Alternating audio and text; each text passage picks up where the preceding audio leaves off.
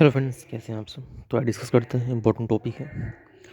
तो आज का जो टॉपिक है हमारा वो है जेंडर। प्रीवियस ईयर क्वेश्चन है, तो जेंडर से रिलेटेड जितने प्रीवियस ईयर क्वेश्चन है वो समझते हैं। क्लास नंबर 20 है। तो जो पहला क्वेश्चन है आपका कि लड़की की तरह न रो तुम लड़के हो, पिता के द्वारा पुत्र को कहा गया या वाक्य क्या दर्शाता है। जेंडर पहचान नहीं होता है। जेंडर स्टेरियोटाइप होता है, मतलब जेंडर रूढ़िवादिता। बस कहने का मतलब है लड़की की तरह ना रो तुम लड़की हो। इसका मतलब कहने का मतलब है कि जेंडर स्टीरियोटाइप दिखा रहा है। क्यों जरूरी नहीं है कि लड़के नहीं रो सकते। इस तरह का जो व्यवहार होता है जेंडर स्टीरियोटाइप बताता है, जेंडर रूढ़िवादिता बताता है। जेंडर आपका स्थिरता भी नहीं होगा और समानता भी नहीं होगा इसमें। तो ऑप्शन नंबर आपका सेकंड हो जाएगा, जेंडर स्टीरियोटाइप बताता है। नेक्स्ट, जेंडर भूमिकाएं हैं। ये होते हैं आपका लर्न बिहेवियर, तो अधिकृत व्यवहार। जन्मजात व्यवहार नहीं होता आपका। जैविक संरचनाएं भी नहीं, आनुवांशिकता भी नहीं होती इसमें। आपको फर्स्ट होगा आपको। नेक्स्ट, एक माध्यमिक कक्षा में जेंडर अलगाव आधारित बैठने की व्यवस्था तथा सख्त जेंडर आधारित अधिगम क्रियाकलाप जेंडर की समानता को बढ़ावा देगा, ये सही नहीं है आपका। जेंडर समता को सुशासित करेगा, ये भी सही नहीं है। देखिए दोनों अंतर समझ लीजिए, समता और समानता में क्या होता है। समता मतलब होता है किसी की योग्यता के आधार पर किसी को देखना, और समता मतलब होता है सभी को समान अधिकार देना। अगर दोनों में सबसे अच्छा पूछा जाए, समता जो होता है ज़्यादा अच्छा होता है समानता की अपेक्षा। समानता में क्या होता है, सबको समान अधिकार दिया जाता है, जबकि समता मतलब होता है जो जिस योग्य है उसको दिया जाता है। इसलिए समता जो होता है पॉजिटिव में आ जाता है, समानता जो होता है निगेटिव टाइप हो जाता है। थर्ड है आपका, जेंडर रूढ़िवादिता बढ़ाएगा, lead to gender bias. Option third होगा इसमें। लचीलेपन गलत है आपका, ऑप्शन थर्ड आपको सही होगा। नेक्स्ट, अधिकांश यह देखा गया है कि माताओं की अनुपस्थिति में लड़कों की अपेक्षा लड़कियों से घरेलू कार्यों को करने व छोटे भाई बहनों की देखभाल की अपेक्षा की जाती है। यह किसका उदाहरण है। ये जेंडर स्टीरियोटाइप का उदाहरण है। निष्पक्षता नहीं होगा, समानता भी नहीं होगा और रिलेवेंस भी नहीं होगा इसमें। जेंडर स्टीरियोटाइप का है, मतलब भेदभाव करना कि लड़के ये काम कर सकते हैं लड़कियां नहीं कर सकती। जरूरी थोड़ी ना है कोई काम जो लड़का भी कर सकता है और लड़कियां भी कर सकते हैं। तो जेंडर स्टीरियोटाइप को बढ़ावा देता है इस तरह का। नेक्स्ट है आपको, शिक्षकों को महिलाओं और पुरुषों की गैर परस्परवादी जेंडर भूमिकाओं पर चर्चा करनी चाहिए ताकि जेंडर भूमिका में लचीलेपन को चुनौती मिले। ऐसा नहीं, जेंडर रूढ़िवादिता को चुनौती मिले, जेंडर स्टीरियोटाइप को है खत्म करना है। जेंडर पक्षपात बढ़ावा नहीं करना, ये भी नहीं करना। ऑप्शन सेकंड आपको ठीक होगा। नेक्स्ट है जेंडर तटस्थ भाषा का प्रयोग व जेंडर के समय एक सामाजिक संरचना बजाय आनुवंशिकता द्वारा निर्धारित होने पर चर्चा करने से जेंडर भेदभाव को बढ़ावा मिलेगा, ऐसा नहीं है। जेंडर पक्षपात सुदृढ़ होंगे, ये भी नहीं है। जेंडर में पालन का प्रोत्साहन हो, जेंडर रूढ़िवादिता को चुनौती मिलेगी। चैलेंज जेंडर स्टीरियोटाइप को। नेक्स्ट, निम्नलिखित में से कौन सा कथन लिंग रूढ़िवादिता को दर्शाता है। फर्स्ट दिया गया, लड़कियां लड़कों की तरह ही शैक्षिक क्षेत्र में सक्षम है, तो ऐसे ही नहीं आपका।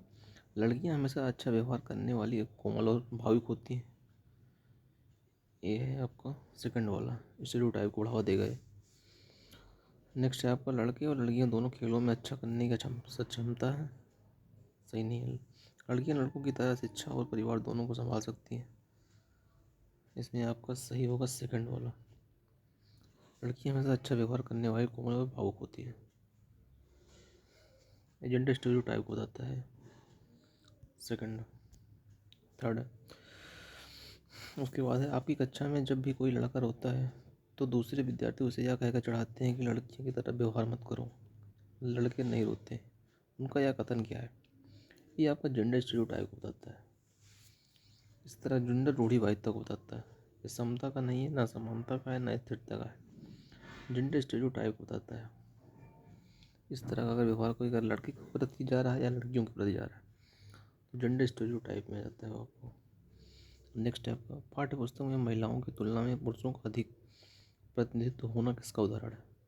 ये भी जेंडर बायस का है। समता नहीं होगा, समानता भी, निष्पक्षता भी नहीं होगा, ऑप्शन फर्स्ट होगा आपका। मतलब किसी भी एक जेंडर के प्रति कोई भी कार्य बताना, ये आपका जेंडर बायस है, जेंडर स्टीरियोटाइप के में आता है। एक प्रश्न उत्तर सत्र के दौरान एक अध्यापक केवल लड़कों को ही अपने भ्रम और प्रश्न पूछने की अवसर दे रहा है। वह प्रत्यक्ष रूप से किसकी प्रस्तुति है? सिंपल सा वही है, जेंडर पक्षपात कर रहा है, अपना जेंडर बायस हो रहा है आपको। सशक्तिकरण नहीं, समानता भी समतुल्यता में नहीं। आपका ऑप्शन थर्ड हो जाएगा आपको। नेक्स्ट है आपको, लड़के गणित में अच्छे होते हैं और लड़कियां संगीत और नृत्य में अच्छी होती हैं। यह कथन किसकी ओर इंगित करता है? ये भी जेंडर स्टीरियोटाइप का है। आपका ऑप्शन फर्स्ट हो जाएगा। समानता भी नहीं होगा, साम्यता भी, समतुल्यता भी नहीं होगा। कोई ज़रूरी नहीं है कि लड़के सब गणित में अच्छे ही हों, लड़कियाँ भी अच्छी होती हैं। और जो लड़के भी होते हैं संगीत और नृत्य में भी अच्छे होते हैं, जरूरी नहीं है कि लड़कियाँ उसमें अच्छी हों। तो इस तरह का जो व्यवहार होता है जेंडर स्टीरियोटाइप को बताता है, जेंडर भेदभाव को बताता है। तो ऑप्शन आपका फर्स्ट हो जाएगा, ऑप्शन फर्स्ट। उसके बाद नेक्स्ट है, इसमें भी फर्स्ट ही है।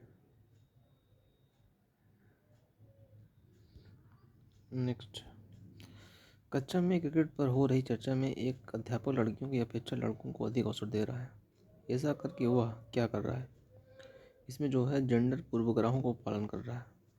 मतलब सेकंड ऑप्शन ठीक होगा आपको। नेक्स्ट है, शिक्षा कक्षा में लड़कों के लिए एक शिक्षक की टिप्पणी बहादुर बनो और लड़कियों की तरह कमजोर मत व्यवहार मत करो। ये आपका जेंडर रूढ़िवादिता को दर्शाता है आपको। तो सेकंड आपका हो जाएगा इसमें।